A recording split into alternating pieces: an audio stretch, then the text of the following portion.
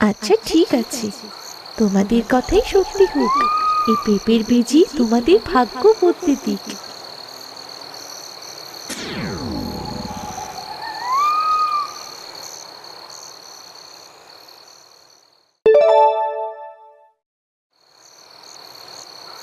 আরে সবুজ পরি, আজ রাতে আমরা নিচের গ্রামে নামি না।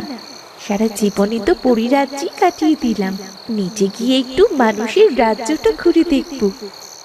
হ্যাঁ নীলপরি, শুনেছি মানুষের রাজ্যটা নাকি অনেক সুন্দর। নিচে দেখো, গাছের ডাল, নদীর ধার, কত সুন্দর। আহ, আমি এসব মাটির গন্ধে নামবো না। তোমাদের যেতে হয় তোমরা যাও, আর আমায় ময়লাতে নয়, সোনার মধ্যেই মানায়। আমি সূর্যের আলো থেকে জন্মেছি, আমি সবচেয়ে উজ্জ্বল। সোনালি পরি, এত অহংকার করা ভালো নয়।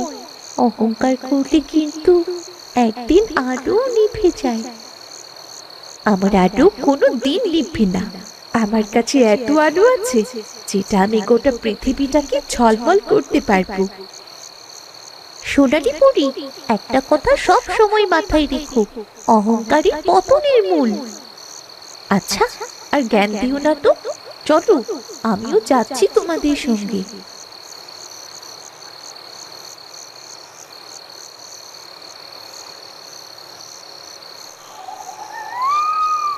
কি গো, আজও খালি হাতে ঘরে ফিরলা? ঘরে তো খাবারের মতো কিচ্ছুটি নেই, সেই কথা কি তুমি ভুলে গেছো? না গিন্নি, আমি কিছুই ভুলিনি। সারাদিন কাজ খুঁজে কোথাও একটা কাজও পেলাম না। আজও দিনটা গেল কাজ ছাড়াই। টাকা না হলে পেটের ভাত জোগাড় করব কি করে বলো তো? কাজ না করলে খাবো কি? ছেলে মেয়ে দুটোকে নিয়ে বাঁচবো কি করে? আজ দুদিন ধরে ঘরে চালও শেষ। চারজন দুটো দিন ধরে না খেয়ে আসি। মিনার রাজুর জন্যে মনটা যেন কেমন করছে। নিজেরা না হয়ে কষ্ট মষ্ট করে চললাম, কিন্তু বাচ্চা দুটো, ওদের কি হবে? মা, আমাদের কি তাহলে আজও না খেয়ে থাকতে হবে? আর না খেয়ে থাকতে পারছি না মা। বাবা, কাল থেকে আমি তোমার সঙ্গে কাজ খুঁজতে যাব। দুজনে যদি কাজ করি তবে খাওয়ার জন্য কিছু টাকা জোগাড় করতে পারবো। না রে বাবা, তোকে এই ছোট্ট বয়সে কাজে যেতে হবে না। আজ একটু কষ্ট কর, কাল ঠিক কাজ করে খাবার নিয়ে আসবো। না বাবা, আজ 2 দিন ধরে তুমি এমন কথাই বলছো, কিন্তু কিছুই তো আনছো না। 2 দিন ধরে তো আমরা না খেয়ে আছি। কাল আমি তোমার সাথে কাজে না গেলে আমি একাই কাজ করতে চলে যাব। না বাবা, তুই ছোট মানুষ, তুই কোথায় কাজ খুঁজতে যাবি? আর তোকে কেউ কাজও দেবে না। তাছাড়া এখন মাঠে কাদা, কাজও তেমন নেই। আমি কথা দিচ্ছি, কাল একটা না একটা ব্যবস্থা ঠিক করব, বুঝলি?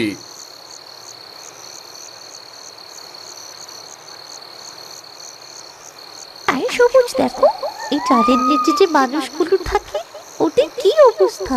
কত কষ্টে আছে ওরা। হ্যাঁ নীলপরি, তুমি ঠিক বলেছ। 2 দিন ধরে ওরা নাকি না খেয়ে আছে। ইচ্ছে করছে ওদের সাহায্য করতে। ইস, ওইসব কারণে আমার মানুষদের রাজ্যে আসতে একটু ইচ্ছে করে না। এদের নিজেরাই কষ্টে পড়ে, আবার কষ্ট নিয়ে প্যান প্যান করে কান্না করে। আহ সোনালি পরি, এমন করে বলছো কেন? মানুষের তো আমাদের মতো আর জাদু শক্তি নেই যে বিপদে পড়লে জাদু দিয়ে উদ্ধার হবে। আমি অত কথা ভাবতে চাচ্ছি না। আমি এখানে ঘুরতে এসেছি, আমি ওদের নিয়ে ভাববো কেন? এই বলে সোনালি পরি উড়ে গাছের ডাল বদলাতে গিয়ে এক ডালে ধাক্কা খেয়ে ঝলসে উঠে আলো। আর সোনালি পরি ঘরের চালে থাকা একটি বোতলের মধ্যে আটকে যায়। আহ, আমি নড়তে পারছি না কেন?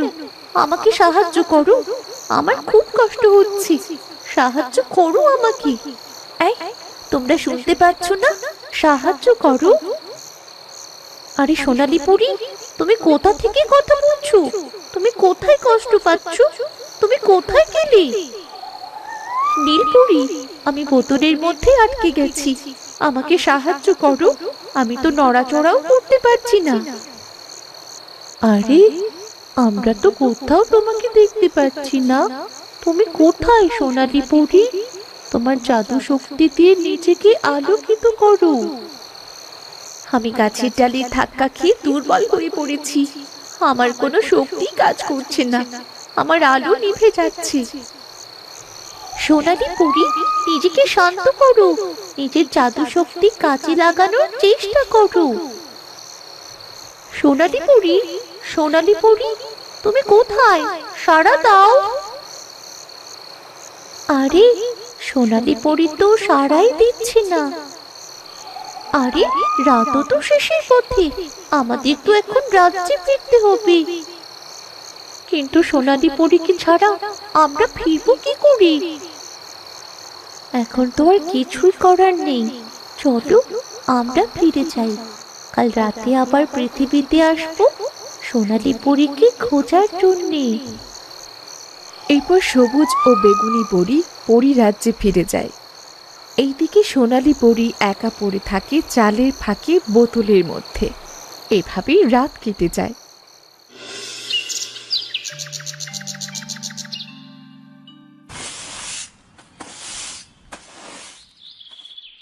সকাল হয়ে গেছে তো, ছেলে মেয়ে দুটো ওঠার আগে ওদের বাবাকে ডেকে তুলি। বাইরে গিয়ে গাছ পেড়ে কিছু খাবার আনতে হবে। ছেলে মেয়ে দুটো ঘুম থেকে উঠলেই খাবারের জন্যে পাগল হয়ে যাবে।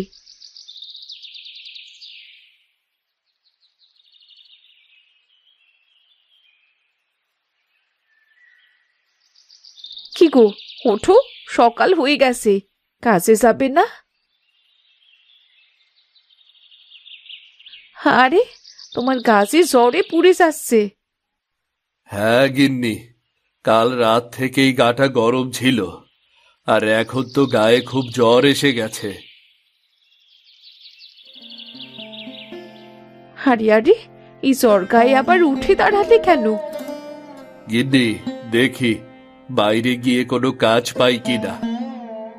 জ্বরে ঠিক মতো দাঁড়াতেও পারছো না, তাহলে কাজ খুঁজবে কি করে?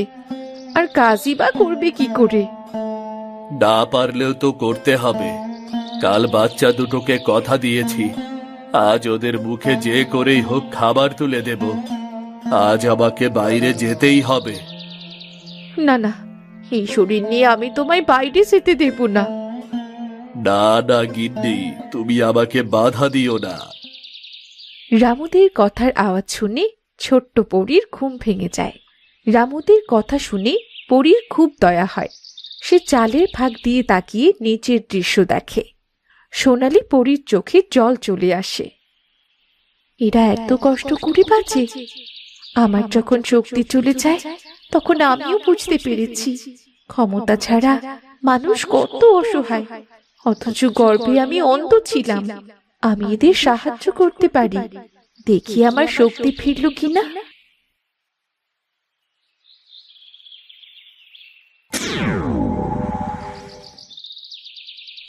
গিন্নি, আমাকে নিয়ে চিন্তা করো না, আমি আস্তে আস্তে গিয়ে দেখি কিছু পাই কিনা।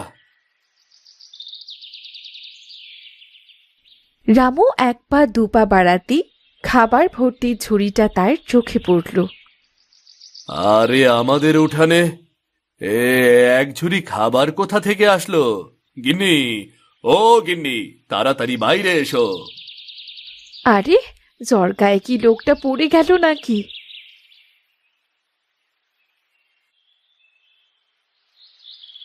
কি গো, কি হয়েছে?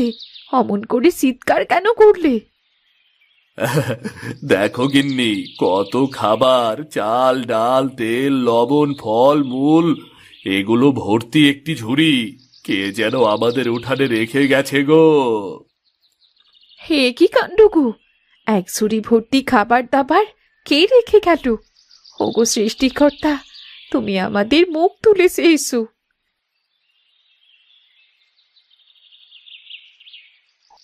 আরে মা, কতগুলো খাবার! আজ আমি পেট ভরে খাবার খাবো।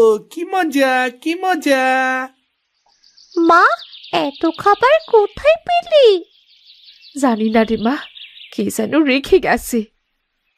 মা, মনে হয় পড়ি এসে আমাদের কষ্ট দেখে ঝুড়ি ভরে খাবারগুলো রেখে গেছে। ধুর পাগল, পড়ে আসবে কোথা থেকে? গিন্নি, কথা বাদ দিয়ে আগে ঘরে চলো।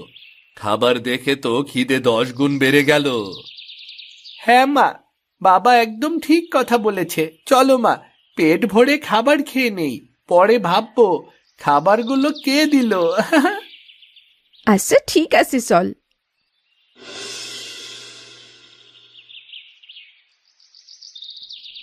কই গো তোমরা? আমার রান্না বান্না হয়ে গেছে, তাড়াতাড়ি খেতে এসো।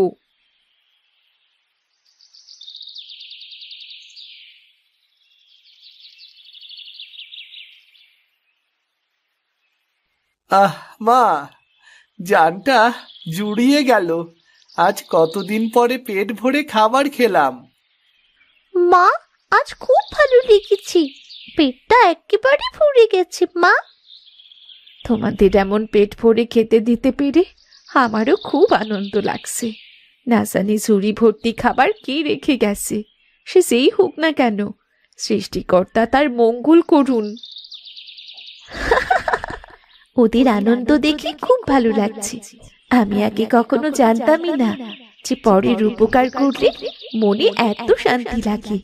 আমি না জানি এখান থেকে কবে মুক্তি পাবো, তবে যতদিন থাকবো ততদিন ওদের উপকার করব।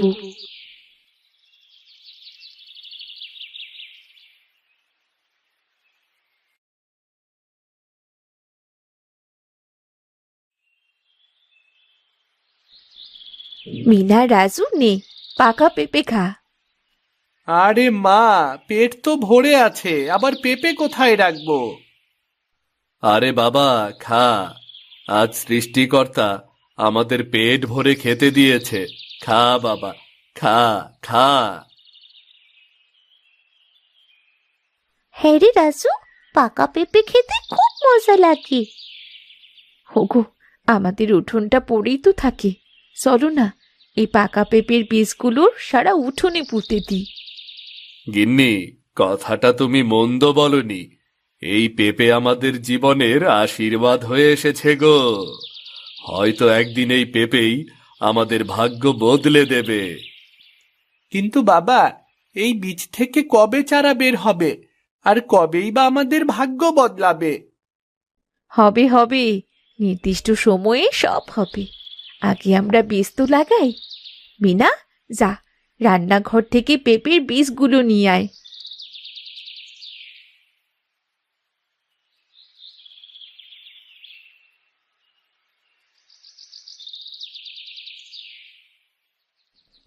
গিন্নি, আমি মাটি খুঁজে দিচ্ছি, তোমরা 3 জনে মিলে বীজগুলো পুঁতে দাও। আচ্ছা ঠিক আছে, চল রাজু, মিনা। মা, আমি পানি নিয়ে আসি। আচ্ছা ঠিক আছে।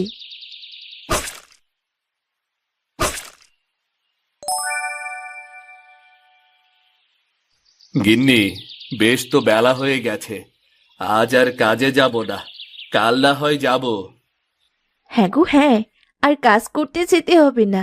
তোমার শরীরটা তো খারাপ, তুমি ঘরে গিয়ে একটু বিশ্রাম নাও। মা, আজ আর ঘুমোতে কষ্ট হবে না, আজ তো পেট ভরা। হ্যাঁ রে রাজু, একেবারে ঠিক কথা বলেছিস। আচ্ছা ঠিক আছে, তোমাদের কথাই সত্যি হোক। এই পেঁপের বীজই তোমাদের ভাগ্য বদলে দিক।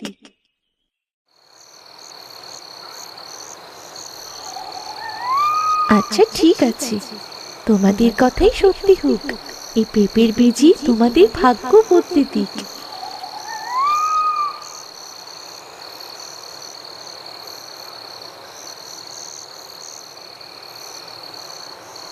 এবার নাও, এই পেঁপে তোমাদের সব কষ্ট দূর করে দেবে।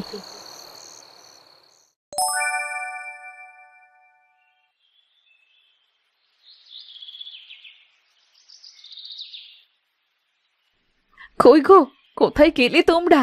শিগগিরই বাইরে বেরিয়ে এসো।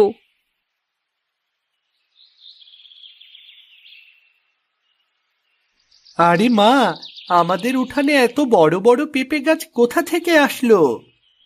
শুধু বড় বড় গাছ না, গাছে তো পেঁপে ভর্তি হয়ে আছে। বাবা, শুধু পেঁপে না, পেঁপেগুলো কত বড় বড় আর পাকা পাকা। ওগো, আমাদের সাথে এগুলো কি হচ্ছে? আমি যে কিছুই বুঝতে পারছি না। এগুলো কি করে সম্ভব? মা, মনে হয় কোনো পরী এসে আমাদের তার জাদু দিয়ে সাহায্য করছে। তুই এসব কি বলছিস রে রাজু? সৃষ্টিকর্তা আমাদের দিকে মুখ তুলে চেয়েছেন, ওসব পরিটরি কিছু না রে। হ্যাঁ গো হ্যাঁ, আমাদের কষ্টের দিন মনে হয় ফুরিয়ে যাচ্ছে। এই পেঁপে বিক্রি করে আমাদের সব কষ্ট দূর হয়ে যাবে।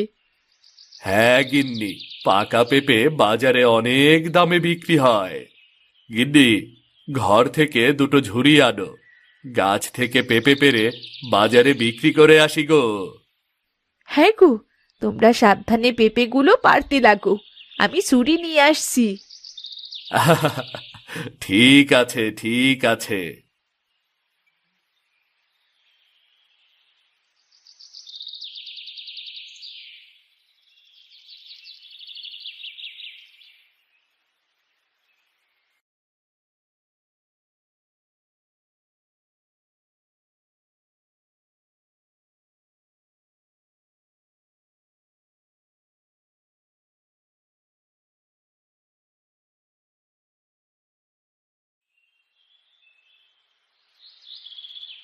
বিনা, রাজু, পেঁপে বিক্রি করে তোদের জন্য কি কি আনবো বলতো?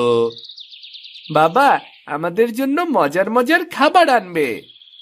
বাবা, মাংস কিনে আনবি, কতদিন হয়ে গেল মাংস খাই না। ওগো, কোনো খাবার আনতে হবে না, ঘরে এখনো অনেক খাবার আছে। তুমি পেঁপে বিক্রির টাকা দিয়ে ঘরের জন্যে টিন কিনে আনো। বৃষ্টির সময় আসছে, বৃষ্টি হলে চাল দিয়ে সব সময় পানি পড়ে। হ্যাঁ গো গিন্নি, তুমি ঠিক বলেছ। টিন লাগালে বৃষ্টির সময় আর ভিজতে হবে না।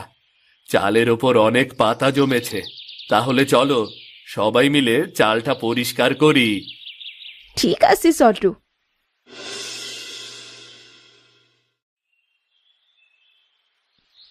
এই অংশটা বারবার চুইয়ে পড়ে, আগে টিন এনে এই দিকটা ঠিক করে দিতে হবে। বাবা, আমি হালকা, আমি চালের উপর সহজেই উঠতে পারবো। হ্যাঁ, তা ঠিক। যা তাহলে, তুই ওঠ চালের ওপরে, সাবধানে যাস কিন্তু।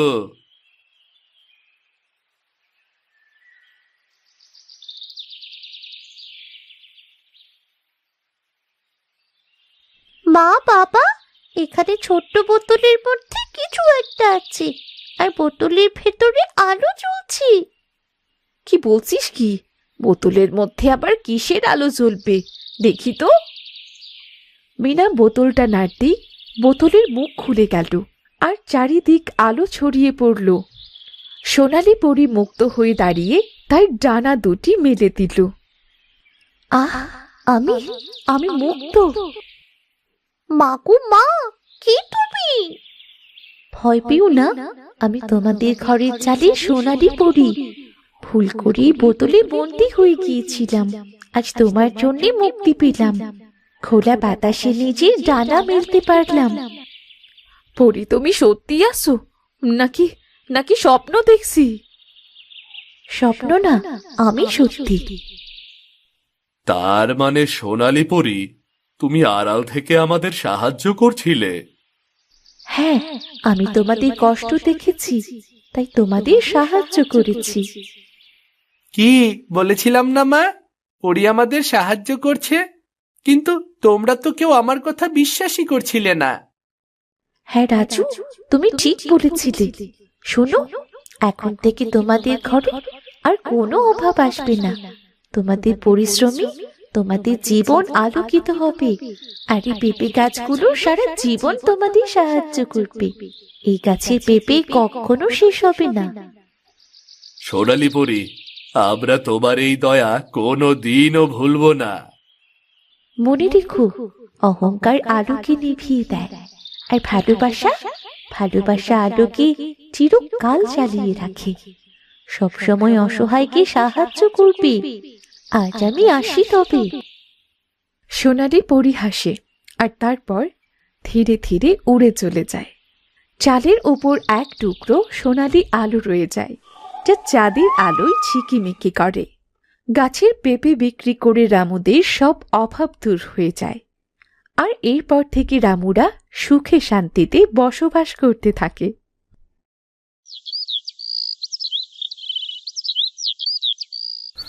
হোগো, তুমি এইভাবে কি ভাবছো বলো তো? সে ভোর থেকেই দেখছি তুমি এক দৃষ্টি ওই আকাশের দিকে তাকিয়ে আসো।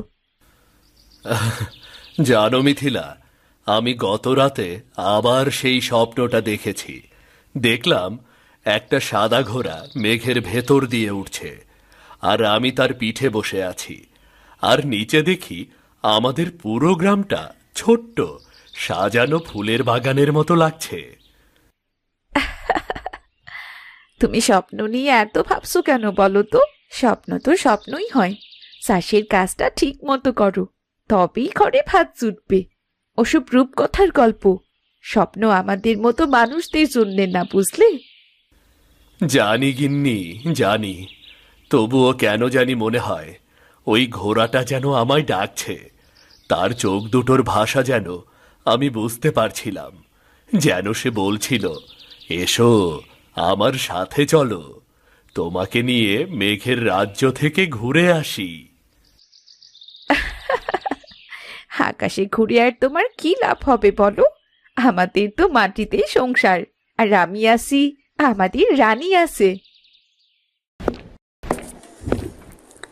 কি ভাবছেন এই কার্টুনগুলো কিভাবে বানাই? কোনো চিন্তা নেই। আমাদের অফিস এফএস ক্রিয়েশনে হাতে কলমে শেখানো হচ্ছে 2D অ্যানিমেশন। অনলাইন কোর্সে আজই জয়েন করুন।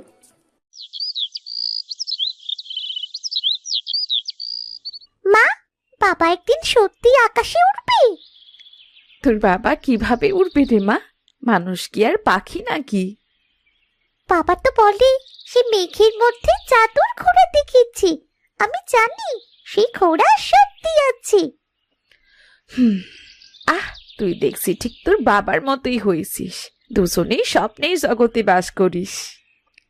মা, তুমি দেখো, একদিন আমি আর বাবা দুজনেই ওই জাদুর ঘোড়ায় চড়ে মেঘের উপর ঘুরবো, আর তখন তোমার বিশ্বাস হবে মা। কি ভাবছো গো? আজও নিশ্চয়ই ওই স্বপ্ন দেখবে, তাই না?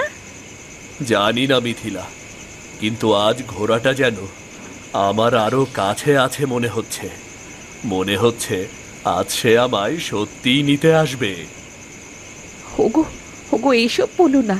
আমার এসব অজানা গল্প কাহিনীর জিনিসে বড্ড ভয় লাগে। ভয় পেও না মিথিলা, স্বপ্ন মানে ভয় না, স্বপ্ন মানে আশা। স্বপ্নই তো মানুষকে বাঁচতে শেখায়।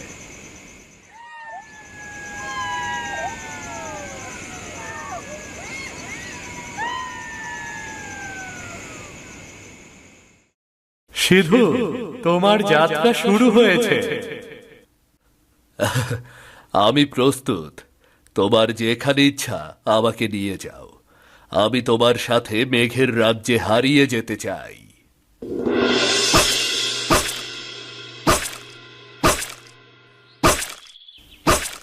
আরে সিধুদা, এত কষ্ট করে জমি চাষ করছো কেন? এত পরিশ্রম করে লাভ কি বলো তো? শুনেছি দেবাশিস বাবু নাকি তোমার জমি নিতে চান। উনি তোমার এই জমির ভালো দামই দেবেন। না, আমি এই জমি বিক্রি করব না মহেশ। এই মাটি আমার বাবা চাষ করে গেছে। এই জমিতে আমার বাবার ঘাম, আমার বাবার রক্ত, আমার বাবার পরিশ্রম মিশে আছে। এই জমি আমার পক্ষে বিক্রি করা সম্ভব না। আরে মিয়া, ওসব আবেগের গল্প রাখো তো। মোড়ল বাবু বলেছে যে না বোঝে তাকে ভালো করে বোঝাতে হয়। ভাবো সিধু, ভালো করে ভাবো। আজকের দিনে টাকাই সব। জমি বিক্রির টাকা দিয়ে তুমি একটা ব্যবসা শুরু করতে পারবে।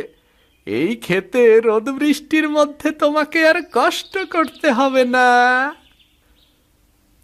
টাকা দিয়ে সব হলেও স্মৃতি কেনা যায় না মহেশ। এটা শুধু একটা জমি না, এটা আমার পূর্বপুরুষের শেষ স্মৃতি। ঠিক আছে, তোমাকে এত করে বুঝালাম, তুমি তো বুঝলে না। এখন তাহলে তোমাকে অন্যভাবে বুঝিয়ে দিতে হবে।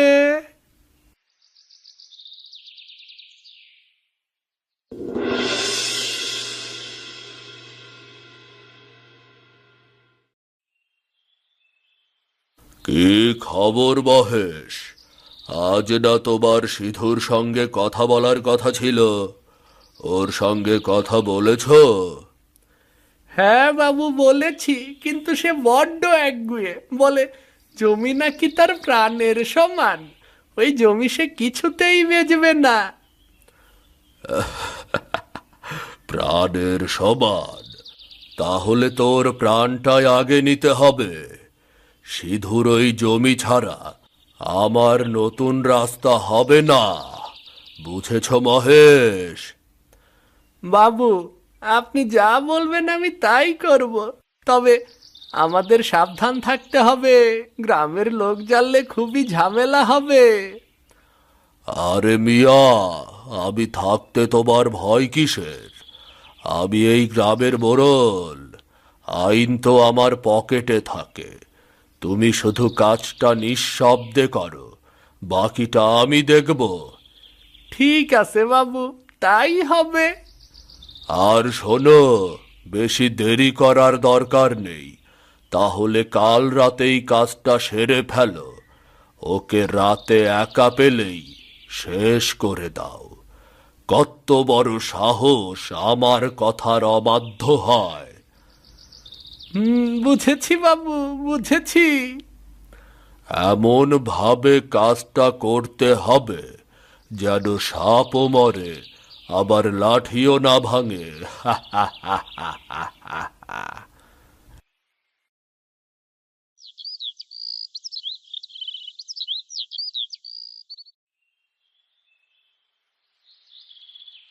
ওগো, শুনলাম আজ নাকি মহেশ তোমার কাছে এসেছিল। তোমার কাছে কি চাই ও? আরে, ওর যত সব ফালতু কথা। আমাকে জমি বিক্রি করতে বলল, আমি না করে দিয়েছি।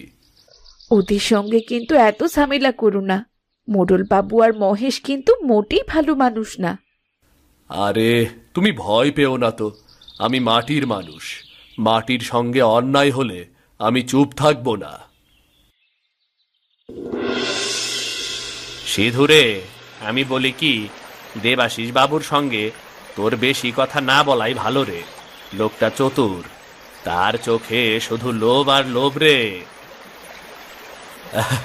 ওরে দেবেন, তুই তো সব সময় ভয় পাস। মোরল বাবু মহেশকে দিয়ে আমার জমি নিতে চেয়েছে, আমি সোজা না বলে দিয়েছি। ব্যাস, এবার ওরা যা করে করুক। আরে তুই বুঝতে পারছিস না রে ভাই, লোভী মানুষ মুখে কিছু না বললেও মনে অনেক কিছু রাখে। আজ যদি সে জমি না পায়, কাল হয়তো অন্যভাবে নেবে। ওই জমি সে নিয়েই ছাড়বে। দেখ দেবেন, আমি কখনো কারো ক্ষতি করিনি, তাই কেউ আমার ক্ষতিও করবে না, এটা আমার বিশ্বাস দেবেন। বিশ্বাস ভালো, কিন্তু অন্ধবিশ্বাস ভালো না। এই দুনিয়ায় সবাই সৎ না রে সিধু। যাই হোক, তুই সাবধানে থাকিস, আর রাতে কিন্তু ভুলেও একা কোথাও যাবি না। আরে কিরে, তুই কি আমার মা হয়ে গেলে নাকি রে ভাই? ভয় পাস না বন্ধু, আমি কাউকে ভয় পাই না, আর কেউ আমার কিচ্ছুটি করতে পারবে না। আরে দেবেন, এসো এসো, বসো। রান্না হয়ে গেছে, খেয়ে যাও। পরে খাবো বৌদি। সিধু কোথায়? ও আজ দুপুরে বাড়িতে আসেনি নাকি? ওর কথা আর বলো না, এখনো জমিতেই আছে। আজকাল ওর মাথায় শুধু জমি আর গাছ। দেখো বৌদি, ওর দিকে একটু খেয়াল রেখো। জানোই তো মোরলের সঙ্গে ওর ঝামেলা চলছে। মোরল বাবু মোটেও ভালো মানুষ না। ওকে রাতে কোথাও একা পাঠিও না কিন্তু। আমি ওকে কত করে বলেছি, কিন্তু ও তো কারো কথাই শোনে না। বলে আমি তো কারো ক্ষতি চাইনি, তাই আমার ক্ষতিও কেউ করবে না। ওর এই একগুঁয়ে স্বভাবই আজ আমাদের ভয়ের কারণ।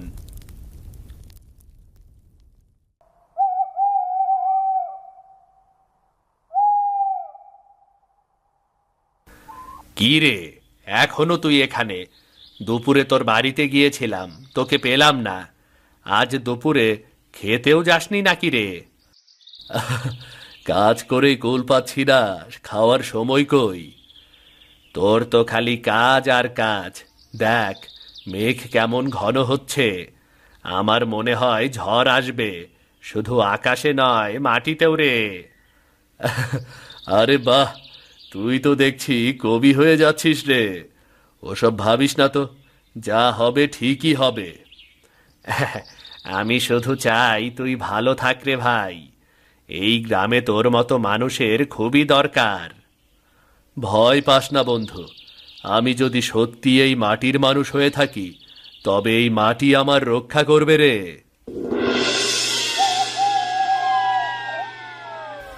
ঘরে এখন রানী ঘুমাচ্ছে, মিথিলা হয়তো অপেক্ষা করছে। আহ আহ আজ একটু বেশি দেরি হয়ে গেল। কি এত রাইতে একা একা ফিরছ সিধুদা? একা একা তোমার ভয় লাগে না নাকি? মহেশ, এত রাতে তুই এইখানে কেন? কি করছিস? তোমার সঙ্গে আমার খুব গুরুত্বপূর্ণ কাজ আছে, তাই তোমার জন্য অপেক্ষা করছি আমি।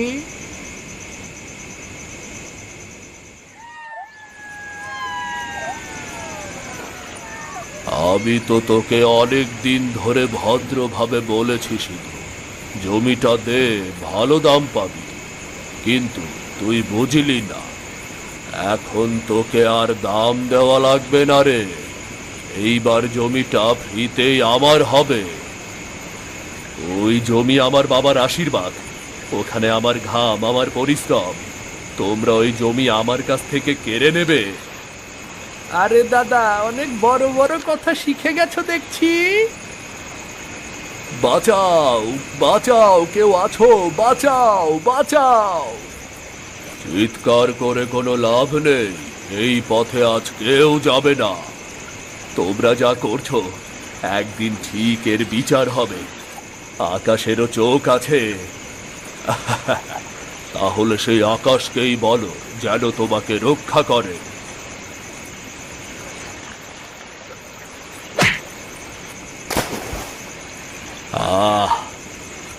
অবশেষে ঝামেলাটা শেষ হলো।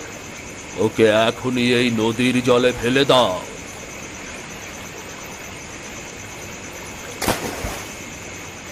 এখন জমিটা আমার, আর কোনো ঝামেলা নেই।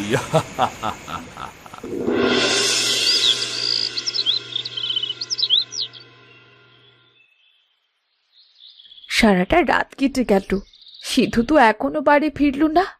বাজার থেকে আসতে এত দেরি হয় নাকি? মা, বাবা কই? বাবা কি এখনো ফেরেনি?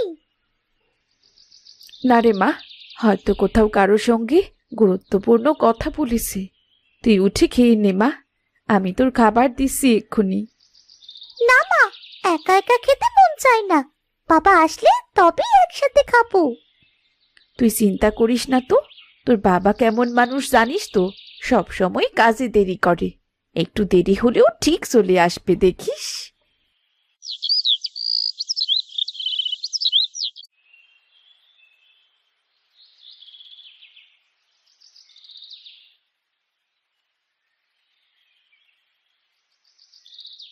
ও বৌদি, কই যাও? সিধুদা এখনো ফেরেনি নাকি? না দেবেন, গত রাতে বাজারে গিয়েছিল, আর তারপর থেকে আর কোনো খোঁজও নেই তার। আচ্ছা, আমি সিধুকে খুঁজে দেখছি।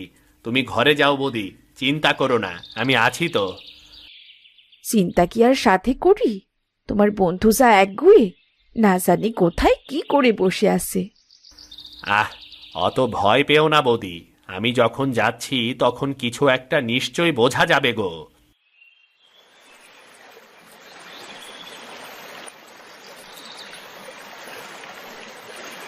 বাজার থেকে বাড়ি ফেরার পথ এই একটাই, তাহলে তো কাল রাতে এই পথ দিয়ে সিধু ফিরছিল, কিন্তু ওর তো কোনো চিহ্নই নেই। কোথায় যে গেল কে জানে। আরে, এই তো সিধুর বাজারের ব্যাগ। ও সিধু, সিধু ভাই, শুনতেছো? কই তুমি, সিধু ভাই?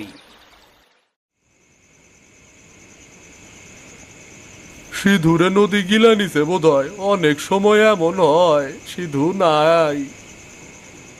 না, এ হতে পারে না। নদী আমার সিধুকে নেবে না। ও তো সাঁতার জানে, ও নিশ্চয়ই ফিরে আসবে। আমি নদীতে ওকে খুঁজে দেখেছি, কিন্তু সিধুকে কোথাও পাইনি। হয়তো সত্যিই সিধু। মা, আমার বিশ্বাস বাবা আজ রাতেই ফিরবে। আমি জানি মা, সে মেঘের ঘোড়ায় চড়ে আসবে।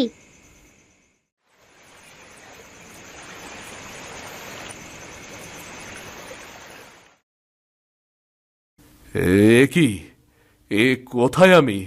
এ নদী, মাটি, মিথিলা, রানী, সবাই কোথায়?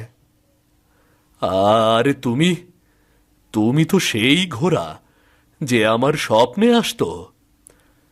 হ্যাঁ সিধু, তুমি আমারই আহ্বান শুনে এসেছো। মাটির মানুষ তুমি, কিন্তু এখন তুমি এই আকাশের সন্তান। তার মানে আমি কি সত্যিই মরে গেছি? ওরা তো আমাকে মেরে নদীতে ফেলে দিয়েছিল। মৃত্যু তো কেবল দেহের জন্য, আত্মার জন্য নয়। তোমার ন্যায় বিচার অসম্পূর্ণ রয়ে গেছে। তোমার জমি, তোমার পরিবার, তোমার সত্তা সবই অন্যায়ের শিকার হয়েছে। আমি এখন কি করতে পারি? আমি তো কেবল এক সাধারণ কৃষক। ন্যায়ের মানুষ কখনো সাধারণ নয়, তারা হয় অসাধারণ। তোমার সত্য, তোমার সততাই তোমার প্রধান অস্ত্র। আমি তোমাকে ফিরিয়ে নিয়ে যাব সেই মাটিতে যেখানে তোমার রক্ত ঝরেছে। আমি কি আমার পরিবারের সঙ্গে দেখা করতে পারবো? সময় হলে পারবে, কিন্তু তার আগে তোমাকে ফিরতে হবে অন্ধকারে। দেবাশিস আর মহেশের অন্যায় মুছে দিতে হবে, তারপর দেখা করতে পারবে। আচ্ছা ঠিক আছে, আমি প্রস্তুত। আমি এই অন্যায়ের প্রতিশোধ নেবই নেব। ওই শয়তানদের আমি কিছুতেই ছাড়ব না, কিছুতেই না। আমার পিঠে ওঠো সিধু, এখন থেকে তোমার ন্যায়ের যাত্রা শুরু হলো।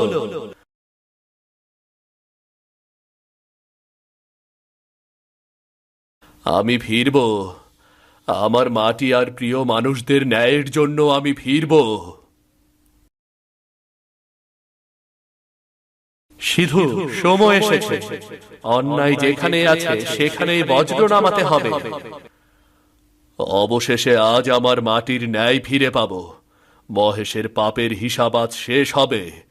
পাপ করতে করতে ওর পাপের ঘরা পূর্ণ হয়ে গেছে। কি জানি আজকাল কেন যে রাতে ঘুম হয় না।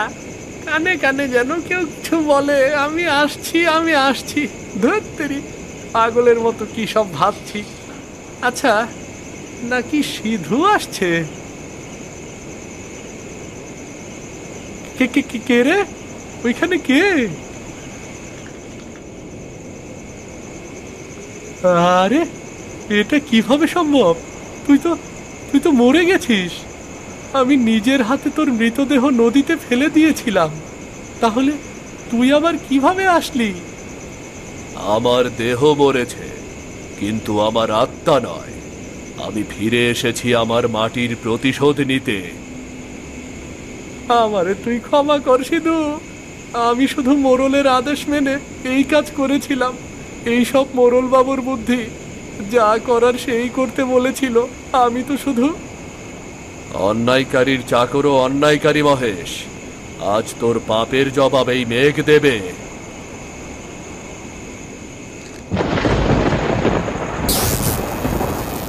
একটা পাপী শয়তানের শাস্তি শেষ হলো, কিন্তু আমার যাত্রা এখনো শেষ হয়নি। এখনো বড় শয়তানের ধ্বংস হওয়া বাকি। এক অন্যায়কারী মুছে গেল, এবার সময় এসেছে মূল দোষীর দিকে যাওয়া। এবার দেবাশিস বাবুর কাছে যেতে হবে। এবার দেবাশিস বাবুকে ওর পাপের শাস্তি পেতে হবে। হ্যাঁ, ন্যায়ের বজ্র এখন তার দরজায় পড়বে।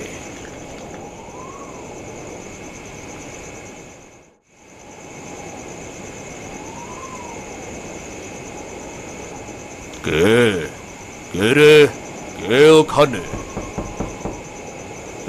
কি হচ্ছে সব?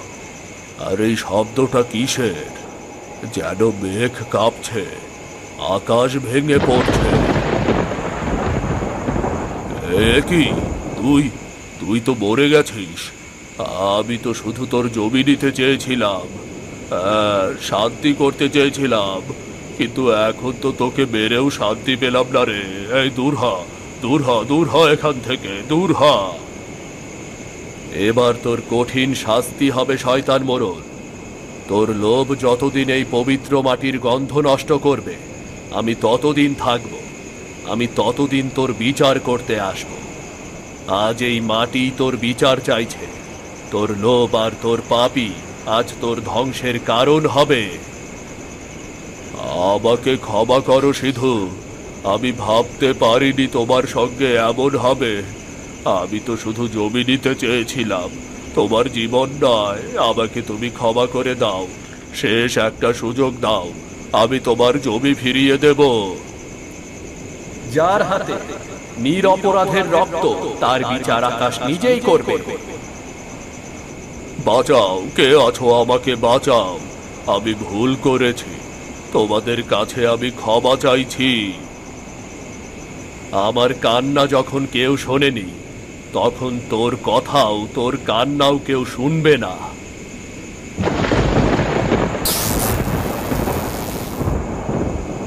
ন্যায়ের মেঘে আজ শান্তি নেমেছে। এখন সময় মাটিকে ফের ভালোবাসা দিয়ে ভরিয়ে দেওয়ার।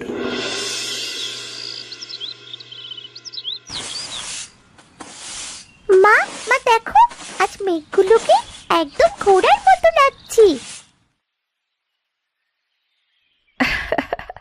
তুই তো প্রতিদিনই এই কথা বলিস। না মা, আজকে একটু আলাদা মনে হচ্ছে। বাবা ওই মেঘে বসে দেখছে আমাদের। যদি সত্যি হয় তাহলে তোর বাবা নিশ্চয়ই খুশি আছে, আমাদের দেখেও শান্তি পাচ্ছে।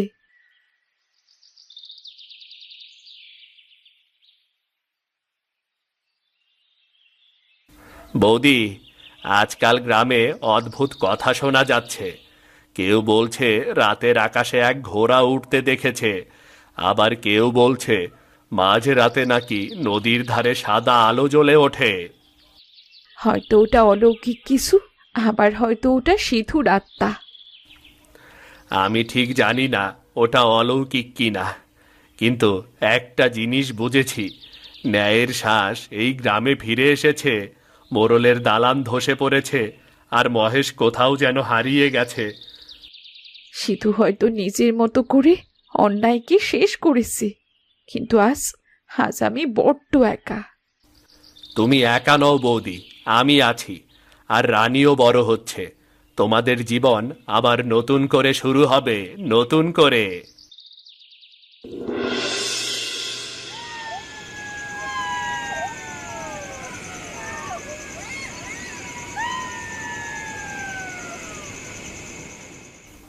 ভয় পেও না মিথিলা, আমি ওপর থেকে তোমাদের দেখছি প্রতিদিন, প্রতি রাতে। মেঘের ওপারে থেকেও তোমাদের প্রতি ভালোবাসা আমার মরেনি। ওগো, তুমি কি আর কোনো দিন ফিরবে না? আমি তো এখানেই আছি, তোমাদের চারপাশের বাতাসে, রানীর হাসিতে। শুধু আমাকে মনে রেখো, আমি মেঘের ঘোড়ায় চেপে আবার সূর্য এনে দেব তোমাদের জীবনে।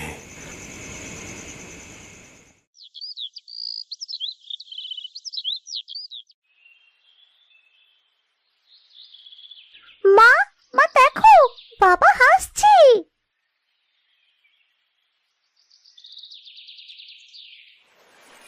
বাবা বলতো আকাশে একটা মেঘের রাজ্য আছে, সেখানে মেঘে ঘোড়া ছুটে বেড়ায়।